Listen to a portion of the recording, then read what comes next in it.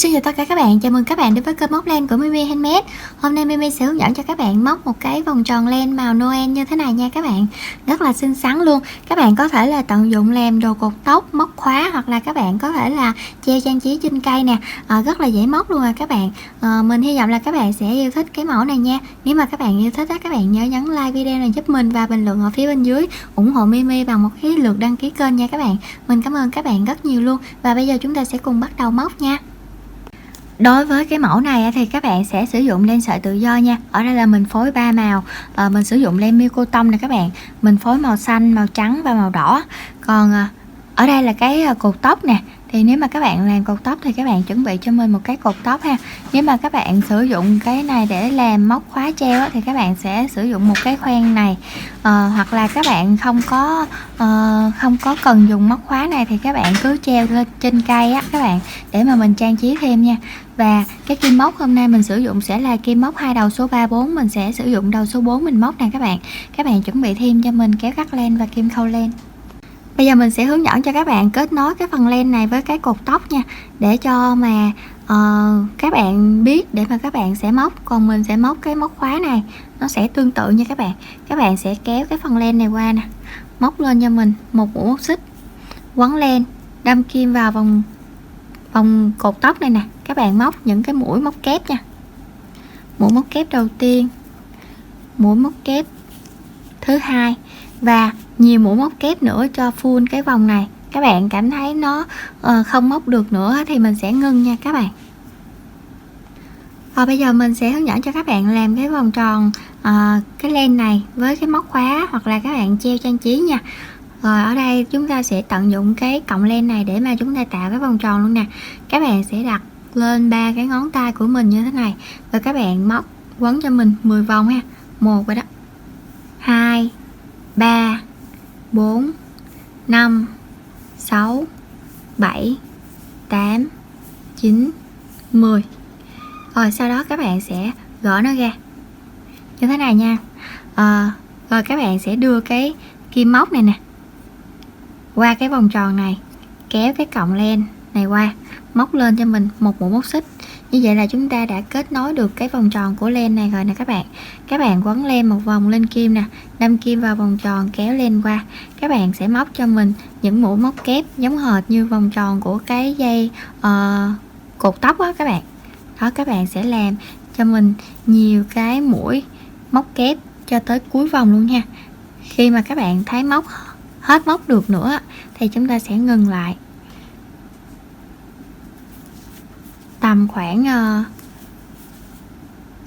30 mấy 40 mũi á các bạn. Rồi bây giờ chúng ta sẽ móc những cái mũi móc kép cho tới hết cái vòng tròn này luôn nha các bạn. Tại vì tùy theo cái ngón tay của mỗi người nữa nha. Nhiều khi to rồi nhỏ các bạn, rồi mình quấn cái vòng nó khác nhau á. Rồi bây giờ chúng ta sẽ cùng nhau móc tới cuối cái vòng này. Mình đã móc tổng cộng là 36 mũi cho cái vòng tròn này rồi nè các bạn. Bây giờ các bạn sẽ trượt mũi cho mình vào cái nửa cái nhánh ở phía sau này nha. Ở cái chân móc đầu tiên này nè, nửa cái nhánh ở phía sau các bạn sẽ trượt mũi cho mình nè. Sau đó các bạn móc lên cho mình 18 mũi móc xích nha. 1 2 3 4 5 6 7 8 9 10 11 12 13 14 15 16 17 và 18. Sau đó là các bạn lại trượt mũi cho mình vào cái chân móc đó nữa. Coi như là mình đã tạo được một cái khoen treo rồi nè các bạn. Các bạn móc lên cho mình một mũi móc xích ha, cắt đi cái đoạn len này. Rồi bây giờ các bạn sẽ lấy cái len màu trắng ra đi, rồi để mình làm cái vòng ngoài nè. Bây giờ chúng ta sẽ đâm kim vào cái chân móc nửa cái nhánh còn lại nè các bạn. Đó, đâm kim vào nửa cái nhánh còn lại này nha, ở cái chân móc đầu tiên thôi à. Rồi các bạn sẽ lấy cái len màu trắng nè, các bạn kéo cái phần len này qua đi.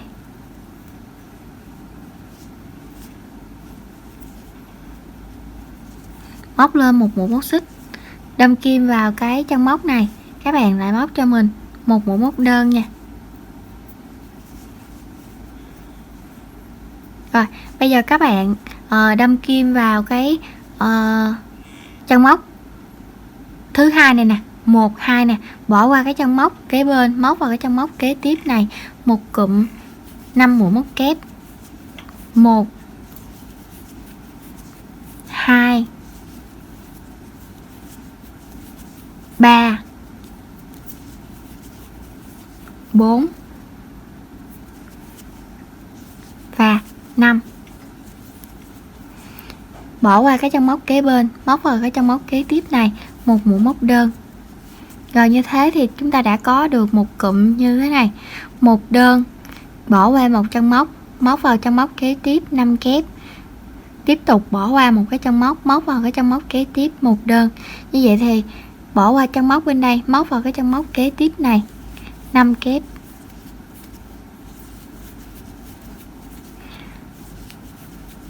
3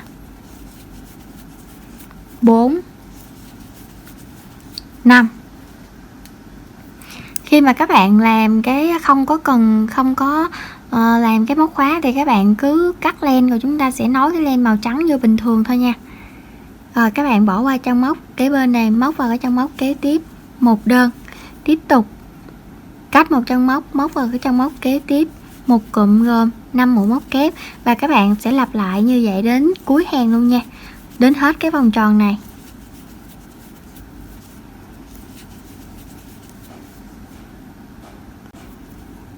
Rồi móc một kép vào cái chân móc kế tiếp nữa, bỏ qua chân móc kế bên, móc vào chân móc kế tiếp nè, rồi các bạn sẽ làm cho mình tới cuối hàng này luôn nha. Mình đã móc tới cuối hàng rồi nè các bạn. Bây giờ chúng ta sẽ trượt mũi vào cái chân móc đầu tiên này nha. Cuối hàng của chúng ta sẽ còn một cụm kép để chúng ta sẽ trượt mũi vào trong cái mũi móc đơn này nha các bạn. Rồi các bạn móc lên một mũi móc xích đi, giờ chúng ta sẽ cắt len nha. Và các bạn sẽ giấu đi những cái đoạn len thừa này cho mình hết luôn nha.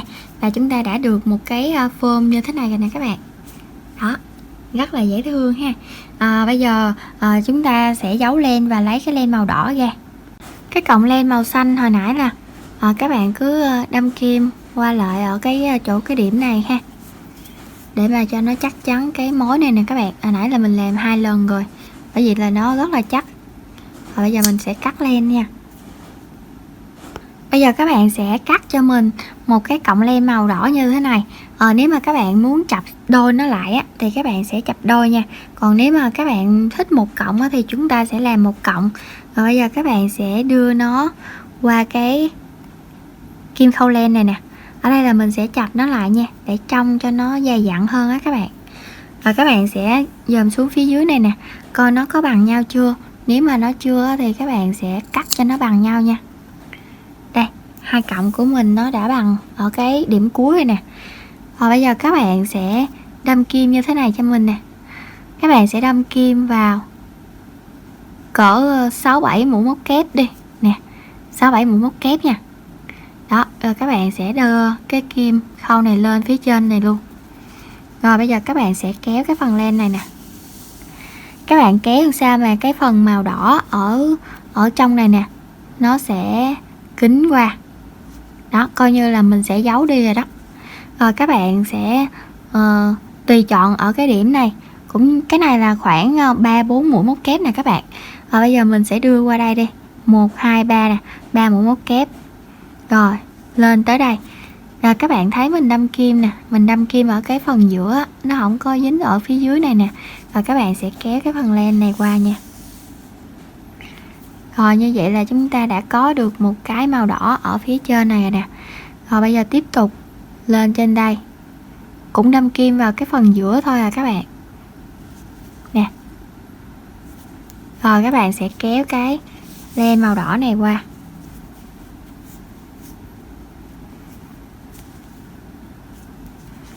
Rồi tiếp tục các bạn lại đưa cái kim khâu này qua bên cái điểm này. Mình làm cho hết cái vòng tròn là được nha. Rồi tiếp tục bên này.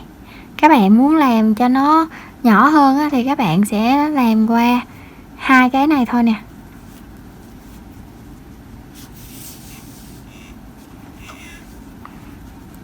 Cái này và cái này chúng ta sẽ làm giống hệt nhau nha.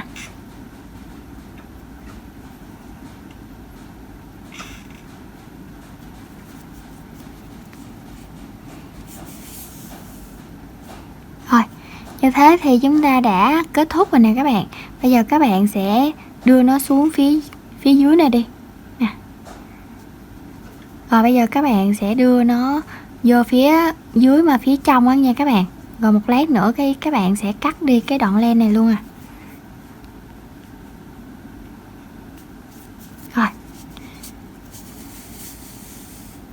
Rồi chúng ta sẽ cắt đi cái đoạn len này đi. Đó, như vậy là chúng ta đã có được một cái vòng tròn như thế này. Một lát nữa các bạn sẽ dán cái phần nơ này nè. Các bạn dùng cái kim khâu len, các bạn nối bằng len vào cũng được.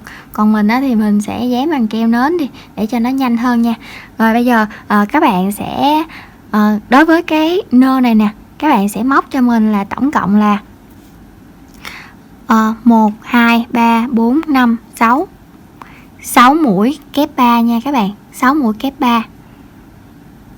Rồi cái nơ này thì chúng ta sẽ móc mũi kép đôi nè. Bây giờ mình sẽ đếm cho các bạn ha.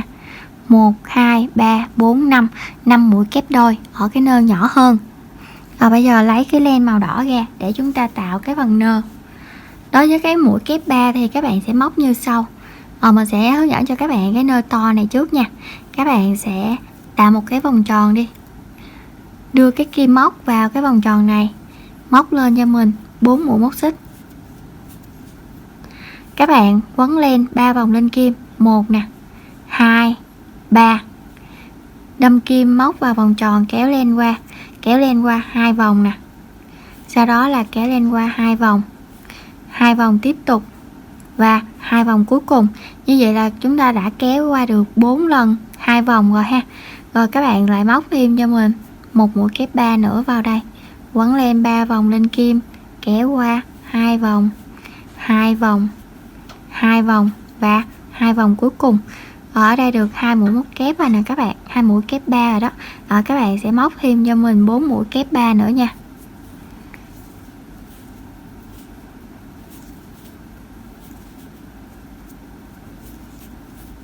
Rồi bây giờ chúng ta sẽ móc cho đủ là 6 mũi kép 3 ở bên đây. Rồi mình sẽ gặp lại các bạn nha. Sau khi móc xong 6 mũi kép 3, các bạn sẽ móc lên cho mình 4 mũi móc xích nha.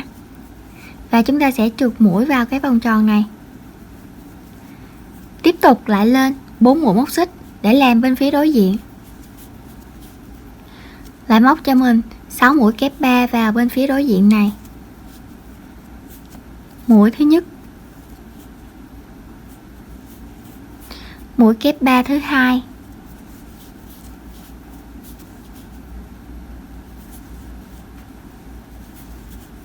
và các bạn làm lần lượt đến mũi kép 3 thứ 6 rồi chúng ta sẽ gặp lại nhau nha.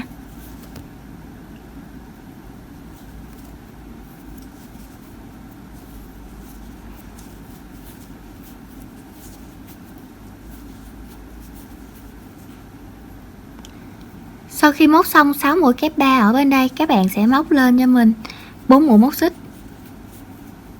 và lại trượt mũi vào trong cái vòng tròn này nha. Rồi các bạn móc lên một mũi móc xích nè, cắt ra một cái đoạn len dài để các bạn có khâu vào thì các bạn sẽ khâu ha, còn dán ra thì chúng ta sẽ dán. Và bây giờ các bạn sẽ nắm cái cọng len đầu tiên này nè, rồi các bạn sẽ kéo nó cho nó nhỏ lại nha. Rồi các bạn sẽ canh chỉnh nó đi, canh chỉnh sao mà cho cái form nơ nó đẹp đẹp đó các bạn. Đó. Rồi như vậy là chúng ta đã có một cái form nơ như thế này rồi nè. Rồi các bạn sẽ quấn cho mình.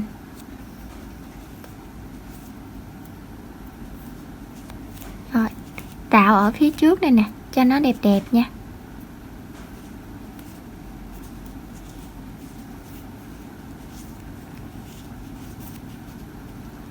Đó, quấn như vậy á, rồi để chúng ta tạo cái form nơ nha các bạn.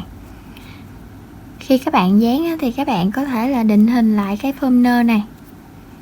Rồi như vậy cũng được rồi nè các bạn.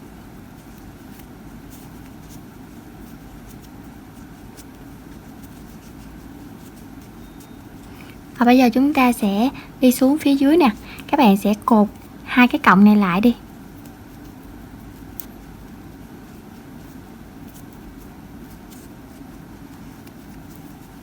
Rồi như vậy là chúng ta đã hoàn thành. Một lát nữa các bạn sẽ giấu đi cái phần len này nha. Lấy cái kim móc này nè, kéo cái phần len màu đỏ này qua đây.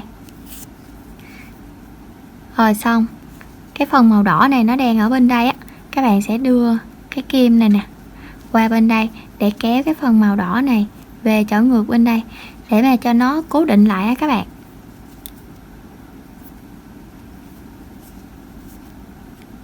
Đó, như vậy là chúng ta đã cố định nó lại được rồi.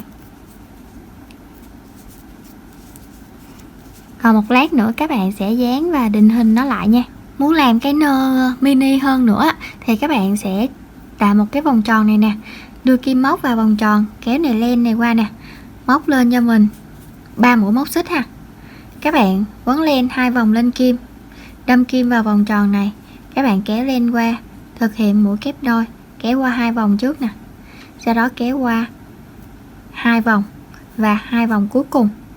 Rồi thực hiện thêm cho mình 4 mũi kép đôi vào đây nữa, 2 vòng, 2 vòng và 2 vòng. Ở đây là được 2 rồi nè, tổng cộng của chúng ta là 5 mũi kép đôi. Sau đó là các bạn sẽ móc lên cho mình 3 mũi móc xích, rồi các bạn lại móc mũi móc trượt vô trong đây, rồi từ mũi móc trượt này các bạn lại lên 3 mũi móc xích và lại móc 5 mũi kép đôi, và cuối cùng sẽ là 3 mũi móc xích và trượt mũi, và các bạn sẽ cắt ra cái đoạn len, rồi các bạn sẽ quấn như thế này cho mình nè. Rồi, ở cái clip trước mình cũng đã có hướng dẫn móc những cái nơ này rồi nè, cho nên là các bạn có gì tham khảo thêm ở cái YouTube của mình nha. Bây giờ là mình sẽ nối nó vào trong đây. Đây nè các bạn, ở cái phần giữa của chúng ta luôn nè, ngay chỗ này thì các bạn muốn để vô móc khóa thì các bạn cứ luồn cái dây này vô nè, đây ở chỗ này nè, thì các bạn đưa nó vô trong đây thôi. Và còn nếu mà các bạn muốn cái này treo á, thì các bạn sẽ treo vô luôn, các bạn không có cần luồn qua chỗ móc khóa này nha. Đó, rất là dễ thương đúng không các bạn? Và bây giờ chúng ta sẽ gặp nhau khi mà chúng ta hoàn thiện cái sản phẩm này nha. Thì các bạn, mình sẽ bắn keo từ cái điểm này qua tới cái điểm này, và chúng ta chỉ cần ốm vào trong cái chỗ này thôi, ốm vào đây. Khi mà ốm vào các bạn có thể là canh chỉnh cái điểm này nè. Rồi như vậy là chúng ta đã hoàn thành rồi đó.